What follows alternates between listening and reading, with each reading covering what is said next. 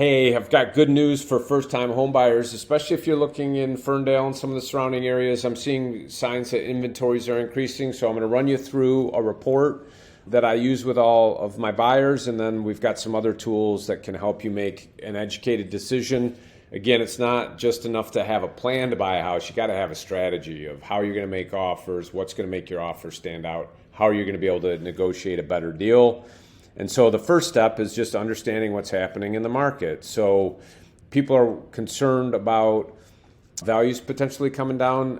There are 4 things that you should take into consideration when you're buying a house and understanding the market. And I walk through that with everyone that is going through a pre-approval process with us, and we're going to make you more like a cash offer. But one of the things I'm seeing here in Ferndale is no sign that really prices are coming down significantly.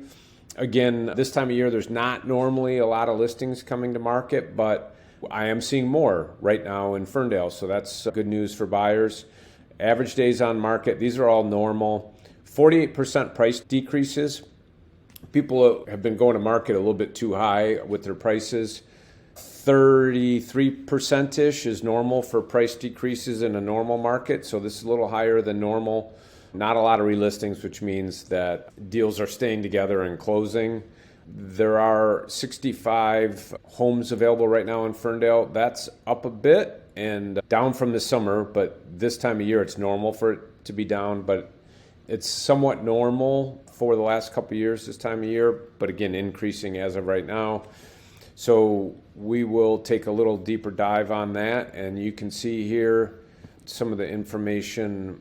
When you're looking at the trend, it is normal. It was normal for this last couple of summers for inventory to get real low because so many houses were going under contract, but now we're seeing this trend upward. The last 7 days it's trended upward, and where you can see that in this report, which is available if you go into the notes below, there's more listings coming available in the last 7 days than have been sold, or in the last 30 days than have been sold.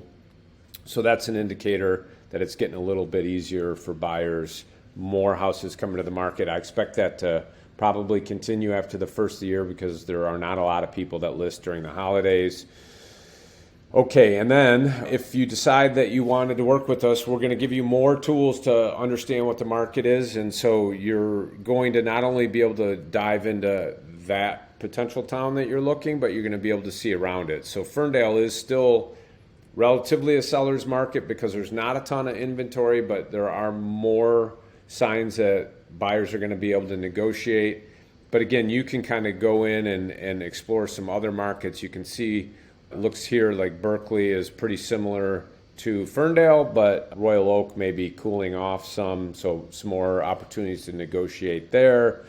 And then another feature is when you go look at listings, the tool that we provide will tell you whether the price indicator is a smart buy or not. Of course, it's going to be up to the real estate agent that you work with to help you really determine, because these are algorithms. An algorithm is not going to be as savvy as a human when they walk into that property with you and they've got experience, and they're going to be someone to lean on, but the algorithms can kind of help. And this will tell you whether a property looks like it's a smart buy right now or maybe just a fair buy before you go into contract. It's good to understand those things. So if you have any questions, if you want to do a deep dive on where I think values are going in Oakland County, Ferndale, Berkeley, Royal Oak, Clawson, Madison Heights, reach out, let me know. But again, we're seeing some signs of inventory ticking up this time of year is unusual. Hopefully we'll get even more in January. We've got some strategies to make your payments lower.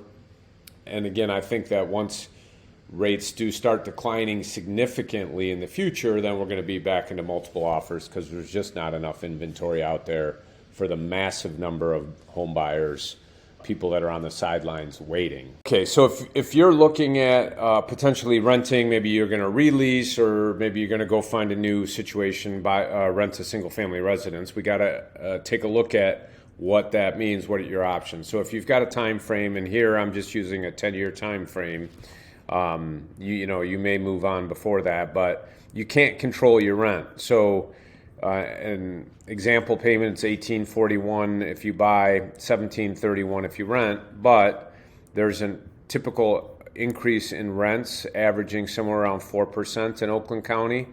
So at the end of 10 years, your rent payment very likely could be $2,400. So you can't control that. If you buy, it's very likely, based on my 25 years of experience, you're going to have an opportunity to refinance into lower rates, especially with what the Fed is doing right now, pretty consistently almost every single time. Every single time the Fed has been done raising rates, mortgage rates eventually go down. So you can see here over that time frame, you're going to have $20,000 more in your pocket, even if you never refinance, because rent increases, your mortgage payment will not, because that is going to be most likely fixed in for 30 years if you're going to do a 30-year fixed rate mortgage.